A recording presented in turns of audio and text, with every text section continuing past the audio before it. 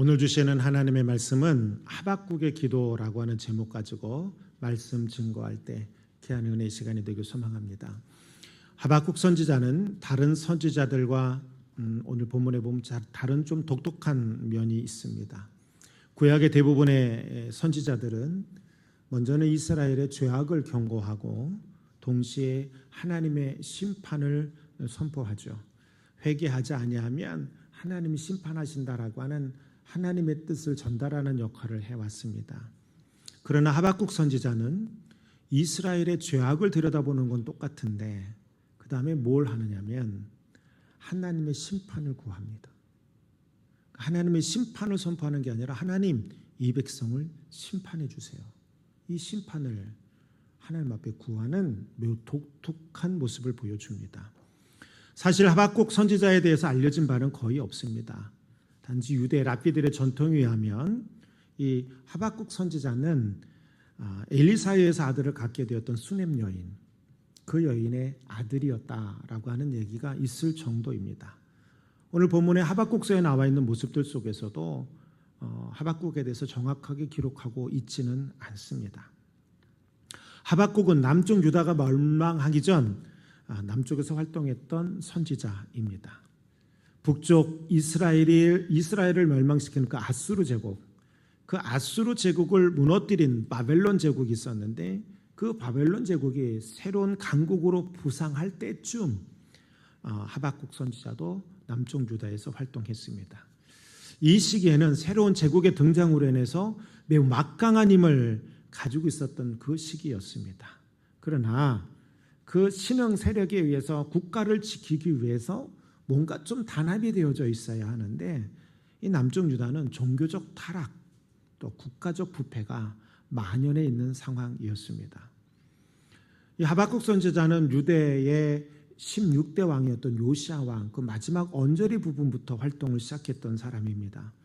사실 이 요시야 왕은 매우 훌륭한 왕 중에 하나였습니다. 그러나 안타까운 건 뭐냐면 세계 정세가 바뀌어가고 있음에도 불구하고 그 정세를 제대로 읽지 못하고 이집트라고 하는 나라가 이 북바벨론 제국을 공격하기 위해서 올라가는 그 길을 막는 전쟁을 하다가 무기또 전투에서 커다란 부상을 입게 되고 곧이어 사망하게 됩니다. 그리고 그의 아들인 여호아하스가 왕의 자리에 올라가게 됩니다. 문제는 그 다음입니다. 이집트가 이제 이 요아스 왕하고 싸워서 요시야 왕하고 싸워서 이제 승리해서 이제 올라갔잖아요, 북쪽으로.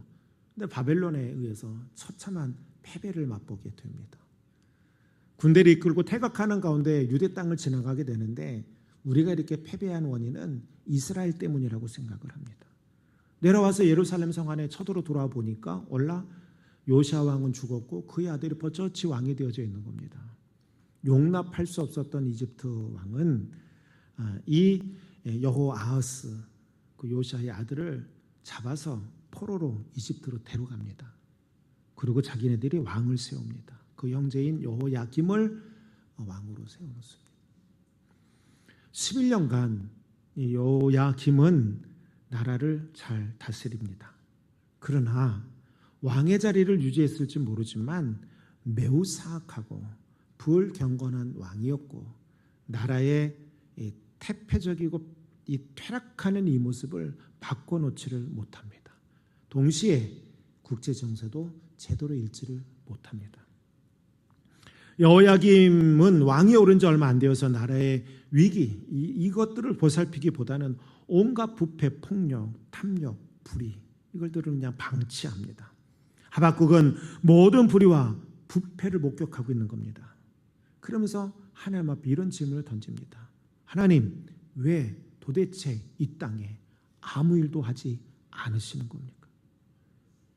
이 땅이 이렇게 부패했는데 더 이상 개선의 여지가 없고 타락은 극치에 달해 올라갔는데 하나님, 왜 이 민족을 이렇게 내버려 두시는 겁니까? 하나님, 심판하세요. 하나님, 벌 주세요. 그래서 이들로 하여금 깨닫게 해주세요 라고 하나님 앞에 심판을 구합니다. 그러나 하나님의 섭리를 깨닫게 되죠. 그러면서 그의 기도는 중보기도로 바뀌게 돼요. 나중에는. 그래서 염려, 근심이 예배의 모습으로 바뀌게 되고 두려움의 신앙이 담대함의 신앙으로 바뀌게 됩니다. 공포는 하나님을 향한 절대적 신뢰로 바뀌게 되고 자포자기하는 마음은 하나님이 주신 새로운 희망으로 변화되어지는 장면을 나타내 보이기도 합니다. 다시 말씀드리면 하나님 왜 이 땅을 이토록 방치하시는 겁니까? 라는 그 물음표에 대해서 아하, 하나님은 다 계획이 있으시군요 라고 하는 것으로 바뀌는 장면이 3장에 있는 내용이에요. 1장, 2장은 왜요? 왜 내버려 두는 거예요? 그러나 3장은 하나님의 응답을 듣고 아, 그렇군요 라고 하는 거고 3장은 그래서 하나님을 향해서 기도하고 있는 기도의 장면이에요.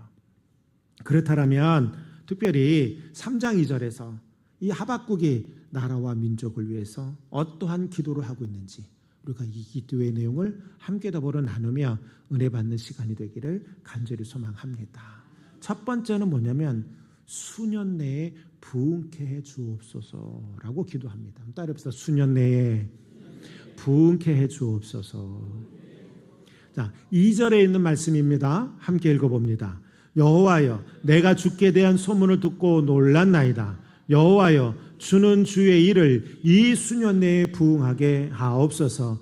이 수년 내에 나타내시옵소서. 진노 중에라도 긍휼을 잊지 마옵소서. 아멘. 하박국의 이 기도의 제목들을 나누기 전에 오늘 성경에서 잘못 번역된 걸 한번 점검해 봐야 돼요. 2절 처음 부분에 나와 있는 여호와여 내가 주께 대한 소문을 듣고 놀랐나이다 라고 하는 부분이에요. 여기서 이 소문이라는 말은 매우 잘못 번역된 언어예요. 이 소문이라고 하는 말은 원어로 슈무 아카라고 하는 말이에요. 이 말은 뭐냐면 당신으로부터 들었다라는 뜻이에요. 다시 말하면 들었다라는 얘기예요. 이 들었다는 이야기를 소문으로 개역개정, 우리가 있는 개역개정은 번역을 했어요. 사실 이 말을 원래 원뜻에 맞게 해석을 한다면 이거예요. 여호와여, 내가 주께로부터 나온 말씀을 듣고 놀랐습니다. 원래는 이 뜻이 정상이에요. 그래서 킹제임스 버전이라든지 NIV라든지 공동번역이라든지 표준 세번역이라든지 우리말 성경 이런 데서는 소문이 아니라 듣다라고 하는 의미로 다 해석을 해놨어요. 특별히 킹제임스 버전은 이렇게 해석을 해놨습니다. 오 주님, 내가 당신의 말씀을 듣고 두려웠습니다 라는 말이에요. 왜 두렵다고 했느냐라는 거죠. 이 이야기를 들어보면 그 말이 이해가 돼요. 자, 하박국 선지자는 오늘 본문 1장 2절 4절에서 하나님 앞에 이렇게 아까 기도한다고 그랬잖아요. 왜 하나님, 왜 내 기도를 들어주시지 않는 겁니까? 하나님, 언제까지 이 나라, 이 백성의 죄를 보시고 가만히 계실 겁니까? 지금 하나님의 정의가 이 땅에서는 사라졌습니다. 이 상태로 그냥 내버려 두실 겁니까? 이런 질문을 하나님 앞에 던져요. 그랬더니 하나님이 2장 5절 11절에 말씀하시는 거예요. 내가 갈대아 사람을 일으켰다. 이 갈대아 사람이란 바로 바벨론 제국을 말하는 거예요. 내가 바벨론 제국을 일으켰다. 이들이 이스라엘의 왕들을 멸시할 것이고 모든 견고한 성읍들을 비웃고 점령하게 될 것이다. 그러니까 망한다는 거죠. 바벨론이 쳐들어 내려와서 너네들 왕이, 너네들 성읍이 다 무너지고 점령당하는 상태가 될 거다. 하나님은 그렇게 대답하시는 거예요. 놀랄 수밖에 없잖아요. 하나님, 이 땅 안에 왜 정의가 사라졌습니까? 그랬더니 뭐 하시는 겁니까? 왜 아무 일도 안 하시는 겁니까? 라고 바로 물어봤더니 하나님이 왜 내가 아무 일도 안 해? 내가 바벨론 제국을 세워서 내가 그들을 통해서 너희들 성을 다 멸망시키고 무너뜨릴 거야. 깜짝 놀랐죠. 그래서 예레미야가 하박국이 다시 하나님 앞에 질문해. 아니요, 그건 아니지 않나요? 하나님 생각해 보세요. 저 바벨론 사람들은 우리 이스라엘 백성들보다도 더 악한 사람들입니다. 근데 왜 그들을 우리를 심판하시는 재판관으로 세워놓으셨습니까? 라고 질문을 다시 하주. 그때 하나님이 이 장을 통해서 다시 이렇게 말씀하세요. 이스라엘이 그들의 죄악으로 말미암아 바벨론에 의해서 망할 거지만 결국 그 바벨론도 멸망하게 될 것이다. 그리고 최후의 승리자는 누가 되냐? 의인이 최후의 승리자가 된다. 믿음의 의인이 최후의 승리자가 된다라고 말씀하는 거예요. 그래서 2장 4절에 이렇게 기록하고 있어요. 그의 마음은 교만하여 그 속에서 정직하지 못하나 그의 마음은 이스라엘 백성들이에요. 그러나 의인은 믿음으로 말미암아 살리라. 따라 봅시다. 의인은 믿음으로 말미암아 살리라.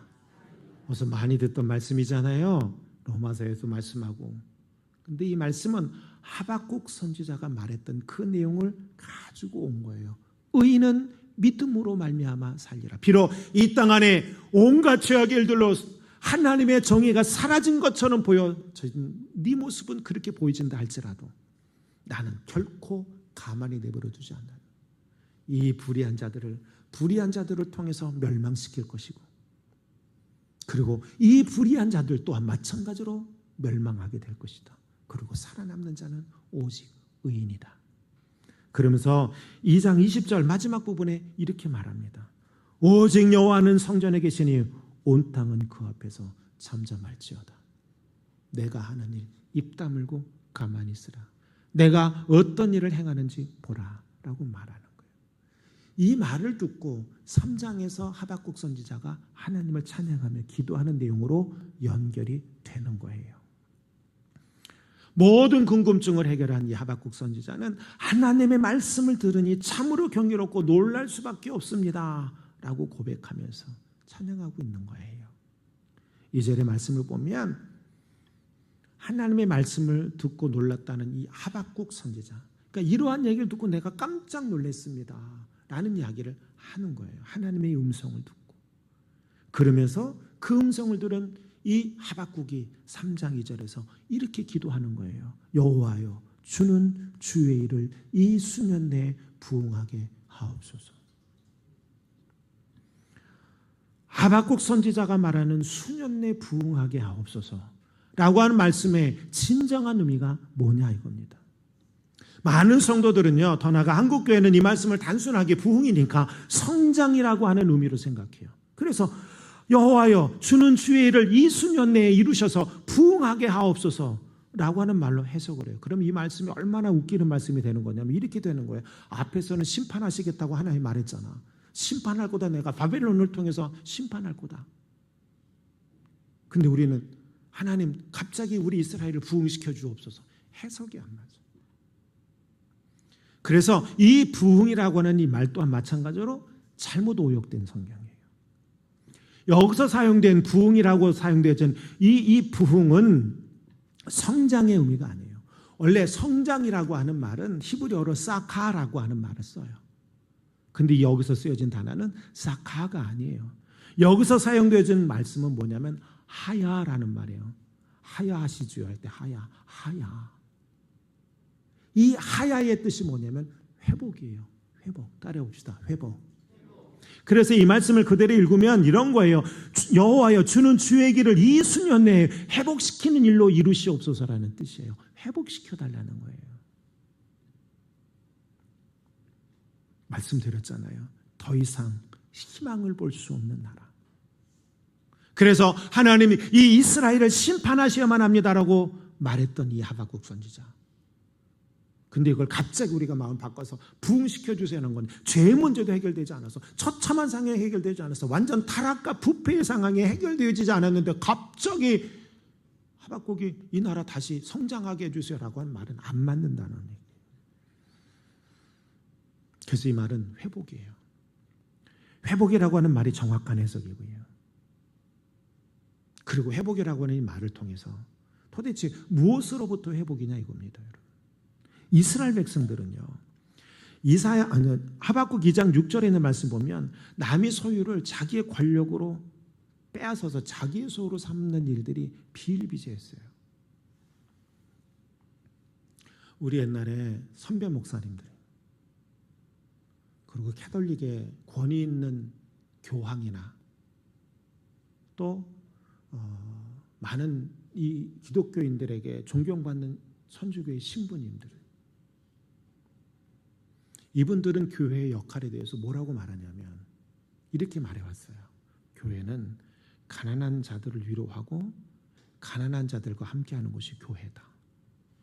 그들을 지켜주고 보호해주는 게 교회다. 그들이 고난당하고 그들이 핍박당하고 그들이 어려움 당하면 우리가 거기 가야 된다. 그러니까 교회는 그래야 되는 것이라고 말해왔어요. 불행하게도 오늘 한국교회는 안 그러죠. 한국교회는 어느덧 있는 자들의 편이 되어져 있죠. 제가 또 저번에 어떤 분하고 대화 나눌 때 이런 얘기를 했어요. 우리 세대 때, 제가 젊었을 때, 30대, 40대 이럴 때는 우리 한국교회 대형교회 가운데 존경하는 목사님들이 있었어요.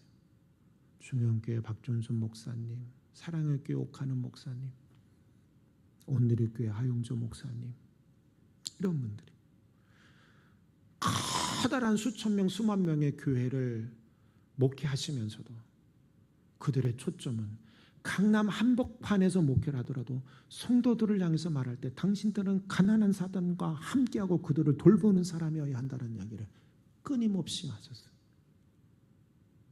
당신들이 지고 가지고 있는 건 주님께서 그들을 위해서 그들을 보호하고 그들을 위해서 헌신하라고 주신 것이다라는 얘기를 끊임없이 했죠. 그래서 그 당시 교회는 존경받는 교회예요. 그 목사님들은 존경받는 목사님들이었죠. 우리 목사님들조차도 그분들을 존경했죠. 저분의 목회를 담고 싶다. 그래서 그분들이 세미나를 한다고 우리 젊은 사람들이 막 뛰어가서 일주일이고 2주일이고 세미나를 들었던 이유가 뭐냐면 그분이 하는 목회를 배우는 게 아니라 그분의 정신을 배우고 싶어서였죠. 왜? 그 정신 속에서 프로그램이 나오는 거니까. 그걸 배우고 싶었던 거죠. 오늘날 요즘 한국 대형교회 목사님들 존경할 만한 사람이 누가 있습니까? 요즘 젊은 목회들 30대 40대 니네 어느 목사님 존경하니? 그러면 한참 고민하다 담임 목사님이요 맞게 말을 못합니다. 한국교회 존경할 목사님이 없어진 거예요. 존경받을 목사님들이 없어져 버린 거예요. 왜일까요? 그들은 그 앞에 있는 자기들의 그 선배 목사님이 만들어놨던 이 교회의 위대한 일, 예수 그리스도의 십자가의 정신을 통해서 만들어놨던 이 위대한 정신의 일들을 이어받는 이 일들을 바꿔버렸죠.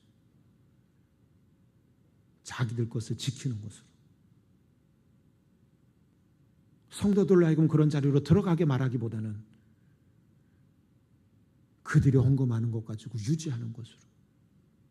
성도들 한 명 한 명이 소중한 이유는 그들이 나가서 예수 십자가의 정신을 증거하는 그 하나님의 사역을 감당하는 사람들에게 소중한 인물이라기보다는 이 사람들이 우리 교회를 지탱시켜주는 사람이기 때문에 그들을 소중하게 여기는 모습으로 바뀐 거죠. 그러니까 그들을 지켜주고 보여줄 수밖에요.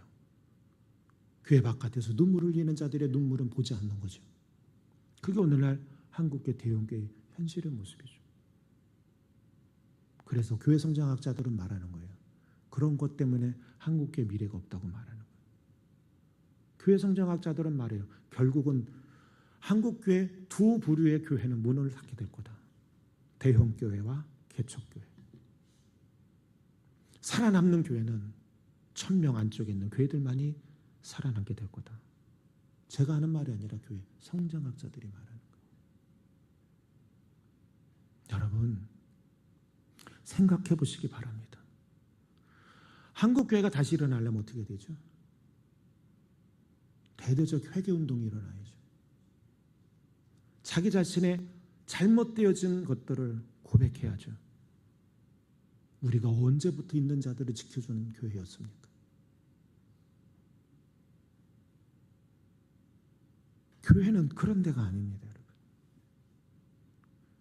우리가 언제부터 깃발 들고 나갔습니까? 총을 쏘면 맞고 칼을 휘두르면 칼자국에 피 흘리며 죽어가는 게 교회였는데 바뀌어버렸죠. 여러분 회복이라고 하는 말은요 무너져야 세워질 수 있는 단어예요.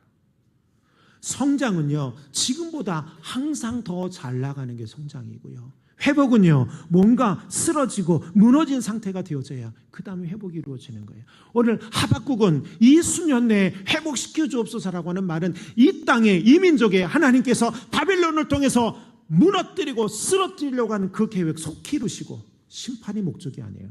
그거 속히 이루셔서 우리 이스라엘 백성들이 회개하게 하시고, 그래서 어떻게 하라는 게 다시 빠른 속도로 하나님 우리를 회복시켜 달라고 말하는 거예요. 어찌 보면 여러분, 이 이스라엘의 이 국가의 모습은 다 무너져가는, 그래서 사람이 들어가 살면 너무나도 위험한 상태 지경까지 이른 건물과 같은 거예요. 그래서 하박국은 말하는 거예요. 하나님, 이거 무너뜨려 주세요. 그리고 다시 세워주세요. 할렐루야, 할렐루야.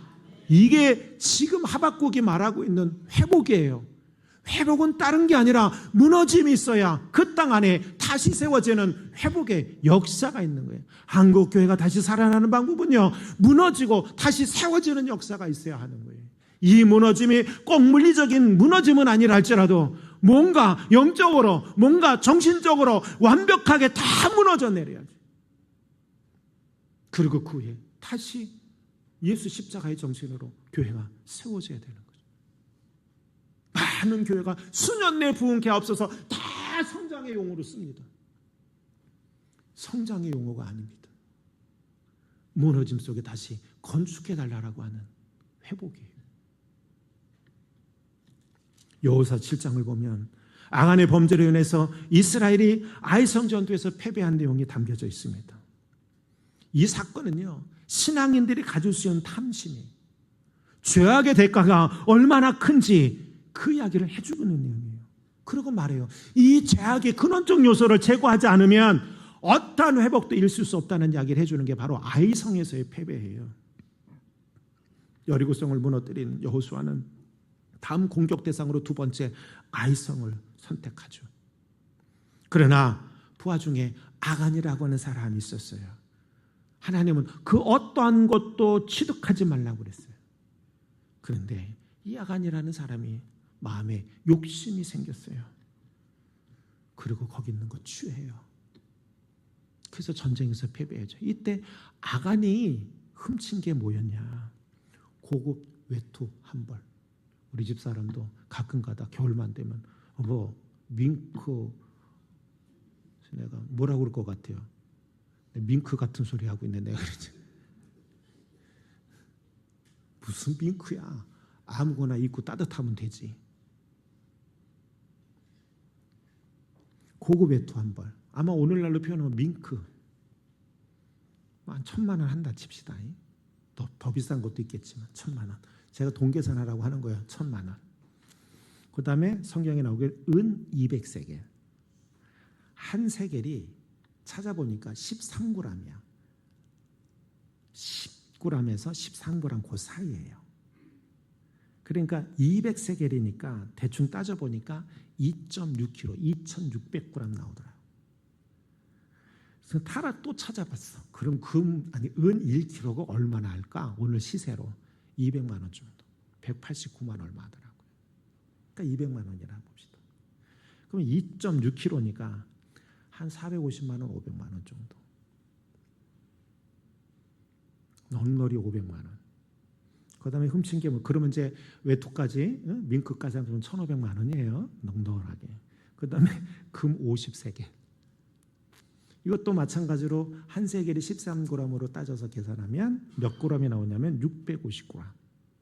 또 찾아봤잖아. 쿠팡 들어가가지고 금 1g이 얼마인가. 순금 99.9% 1g에 19만 얼마. 물론 이제 약간 모양이 만들어진 거죠. 그래서 50세겔 계산해 보니까 650권에서 1억 3천만 원 정도 되더라고요. 1억 3천만 원. 그러면 이 아간이라는 사람은 1억 4,500만 원. 1억 5천이라 칩시다. 1억 5천만 원에 민족의 미래를 팔아먹은 인간이 된 거예요. 1억 5천에. 자기가 1억 5천 챙기냐고 전쟁에서 패했을 때 야 졌다 가자 그냥 아무 일 없었던지 갔겠어요? 그 전쟁에서 얼마나 많은 군인들이 죽었겠습니까? 얼마나 많은 동료들이 죽었겠느냐 말이에요. 그 1억 5천에.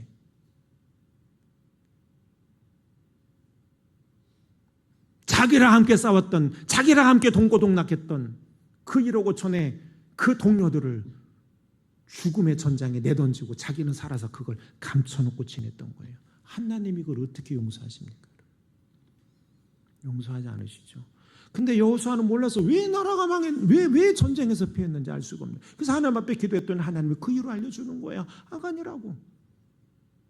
찾아내라고. 제비 뽑아 찾아내라고. 찾아내보니까 아간이야. 너 이런 일 버렸냐? 네, 저질렀습니다. 하나님 어떡할까요? 악의 요소를 제거하라. 앞으로 수도 없이 많은 전쟁들이 이루어져야 되는데 그럴 때마다 부하들이 하나님의 말씀을 어기고 남의 것을 이렇게 뺏어가면 이스라엘 백성들이 저지르는 행하는 이 전쟁이 거룩한 전쟁이 돼요? 아니면 탐심에 가득한 전쟁이 돼요? 하나님의 거룩한 사업을 자기들의 욕심, 탐심으로 가득 채워진 전쟁으로 바꿔버리잖아요. 하나님 뭐라고 말하면 제거하라고. 하나님이 이 악의 요소였던 이 아간을 제거하게 하시는 거예요. 그를 제거하고 난 다음에 하나님께서 이스라엘 백성들 그 다음부터 승승장구 승리하는 일들로 만들어낸 거예요. 다시 말씀드리면 다 무너져가는 건물 안에 들어가 살면 뭐합니까? 조금만 비바람 치면 무너져 내릴 집에 여러분들 같으면 들어가 살겠느냐 이겁니다. 하박국의 눈에 봤을 때는 이스라엘 백성들의 모습이 지금 그렇게 보이는 거예요. 그래서 말하는 거예요. 하나님 무너뜨려 주세요. 그런 의미로서의 심판이에요. 그리고 심판이 목적이 아니라 항상 하나님 뭐가 목적이라고요? 회복이에요. 그래서 하박국도 하나님 수년 내 회복하는 역사가 있게 하옵소서 이렇게 기도한 거예요. 우리의 삶의 모습들 속에 여러분 제가 항상 말씀드리잖아요. 악의 요소를 가지고 있으면 절대 여러분의 삶의 모습들 속에 부흥도 회복도 없습니다. 그게 있으면 하나님의 기적이 하나님의 그 본질적 모습에서 자가당착의 일들이 벌어지고 마는 거예요. 어떤 사람은 신앙생활할 때 원한을 품고 신앙생활하는 사람이 있어요. 어떤 사람은 헌신하고 충성할 때 극히 인간적인 마음을 가지고 그랬지? 그랬다 이거지? 오케이 두고 보자. 이런 분들도 계세요. 그게 악의 요소라는 사실을 알지 못해요. 그것 때문에 내 인생이 망쳐질 수 있다라고 하는 사실을 알지 못해요. 어저께 제가 우리 딸들한테 긴 장문의 글을 보냈어요. 저는 원래 카톡에 긴 글을 쓰는 사람이 아니에요. 카톡은 한두 줄이에요. 길어야 한 줄, 두 줄. 긴 글을 썼어요. 몇 번에 걸쳐서. 무슨 글을 썼느냐 이런 글을 썼어요. 너희들이 오늘 그래도 이렇게 나름대로 행복하게 살 수 있는 이유가 있다. 첫 번째는 하나님의 은혜다. 그렇죠? 그리고 두 번째는 하나님의 은혜를 알고 이 자리로 들어온 목사인 아버지와 사모인 엄마의 은혜 때문이다. 세 번째는 그런 목사님을 믿고 섬겨주는 성도들의 은혜가 있었기 때문이다. 맞아요? 틀려요? 그렇잖아요. 우리 말할 때 니네들이 이렇게 먹고 사는 건 부모 덕분이지 이런 말 흔히 하잖아요. 저는 단순한 부모 덕분이 아니라 하나님의 은혜를 경험한 목회자 그리고 그 안에 자녀로 태어난 그거 덕분이에요. 그러니까 이것 또한 뭐로 온 거예요? 성도들이 목회자를 그렇게 섬겨줬으니까. 그렇죠? 그 섬김의 은혜로 너희들이 오늘날 그래도 나름대로 행복하게 사는 거 아니냐. 제가 그 얘기했어요. 가족끼리는 큰 소리 낼 수도 있고 다툴 수도 있지만 절대로 교인들을 향해서는 그래서는 안 된다. 제가 그랬어요. 그리고 뭐라고 말했냐면 이래 말했어요. 아빠는 삶 속에서 대화 속에서 다툴 수도 있고 큰 소리 낼 수도 있지만 신앙적인 부분에서 선을 넘기는 건 용납하지 않겠다라고 딱 선언했어요. 그리고 아빠의 마음으로서 서로 그 얘기는 용납하지 않겠다는 건 뭐냐면 나도 배려해주지 않겠다는 거예요. 내 딸이지만 이해해주지 않겠다는 거예요. 내가 특별히 너를 더 생각할 이유가 없다는 거예요. 왜요? 은혜를 모르는 사람은요, 세상 어른들의 표현이 있어요. 쓰는 말이. 은혜를 모르고 살아가는 사람들한테 쓰는 언어가 뭔지 알아요? 좀 과격한 언어인데 이해해 주시기 바랍니다. 강렬한 말을 하기 위해서입니다. 저 호로 새끼라고 그럽니다. 호로 자식이라고 말합니다. 하나님의 은혜를 모르는 자는 그와 같은 거고요. 자기의 부모를 알지 못하는 사람은, 은혜를 알지 못하는 사람은 그와 같은 자예요. 특별히 우리 자녀들은 성도들의 그 섬김의 은혜를 때문에 자기네들이 그렇게 행복하게 살고 있다는 사실을 잊어버린다면 내 자식이라도 그 자식은 호로 자식이죠. 용납할 수 없다는 거죠. 신앙적으로. 가족끼리의 다툼은 있어도 성도들을 생각하는 마음은 안 된다는 거죠. 제 가르침이 맞지 않나요? 저는 그 부분에 대해서는 엄청 단호합니다. 저는 웬만한 거 다 받아주거든요. 근데 신앙적인 부분은 선을 넘으면 절대로 안 된다는 거예요. 여러분들 스스로도 하나님 앞에 섰을 때 내가 수없이 많은 죄악을 저지르고 살아가는 연약한 존재일지라도 여러분, 하나님 앞에 선을 넘지 않는 여러분들 되길 주님 이름으로 간절히 축원합니다. 그래야 회복이 있는 거예요. 회복. 두 번째, 하박국은 뭐라고 기도하냐면 이스라엘을 국률이 여겨달라고 기도합니다. 따라봅시다. 국률이 여겨달라고 기도하였다. 이스라엘을 국률이 여겨 주옵소서. 2절에 있는 말씀에 다시 한번 읽어볼게요. 시작. 여호와여, 내가 주께 대한 소문을 듣고 놀랐나이다. 여호와여, 주는 주의 일을 이 수년 내에 부응케 하옵소서. 이 수년 내에 나타내시옵소서. 진노 중에라도 국률을 잊지 마옵소서. 아멘.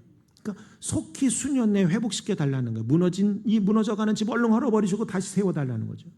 그런데 문제가 하나 발생되는 거예요.